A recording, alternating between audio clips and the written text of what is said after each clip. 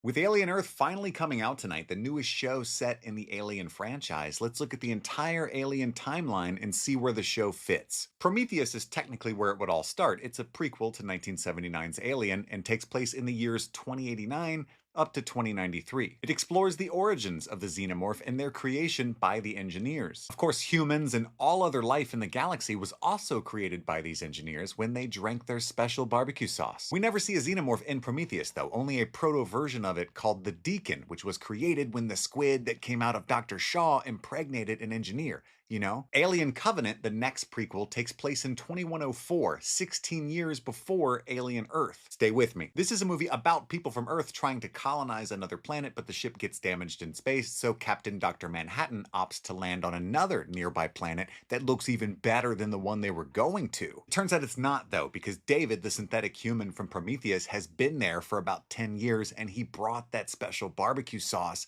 and he's been unleashing doom on the entire planet and attempting to engineer bioweapons, perfecting the trilobite, the squid, and the Deacon, which is how we get the Neomorph. David eventually creates what he calls the perfect organism, sound familiar, and this is the Predomorph. It's still not the Xenomorph. But this is the closest thing we get to the Xenomorph in the Ridley Scott prequels. David tricks the surviving crew at the end of this movie into thinking he's Walter, which in their defense he looks very much like, and ends up sneaking two of these bioweapons aboard. But we're almost definitely never going to see the conclusion of this story. Alien Earth takes place in 2120, 2 years before Alien, the movie from 1979. I don't know a ton about this show because I like to go into most things pretty cold, but we are pretty confident that Noah Hawley, the showrunner, is going to retcon a lot of stuff heretofore considered to be canon, specifically with Ridley Scott's prequels. It doesn't look like the Xenomorphs are going to be bioweapons created by the synthetic human David. We're going to get Xenomorphs on Earth and maybe the Yautja, but I don't think it's going to hurt the OG movies too much. If you remember, in the OG movie, Ash is ordered to preserve the Xenomorph and bring it home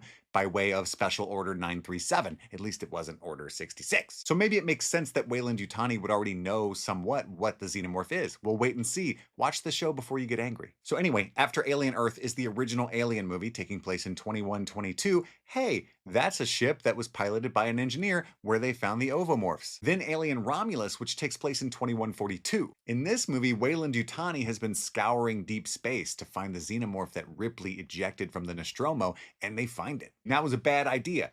Not as bad of an idea as digitally recreating Ian Holmes' face, but pretty bad of an idea. Aliens takes place in 2179, and this is where they mostly come out at night. Mostly. Alien 3 takes place directly after the events of Aliens. The core principle of improv is yes and, but Alien 3 asks, what if we just said yeah nah? Alien Resurrection, the last movie in the Ripley quadrilogy, takes place in 2381, over 200 years after Alien 3, where Ripley is brought back to life and given impeccable basketball skills. This of course doesn't include the video games or any of the myriad books and comics that expand the lore and explore other timelines and other parts of the universe. The canon in this franchise has always been as fluid as engineer goo anyway. It's just a really fun universe to explore. I'm used to this, so I'm so excited to see what the show does tonight.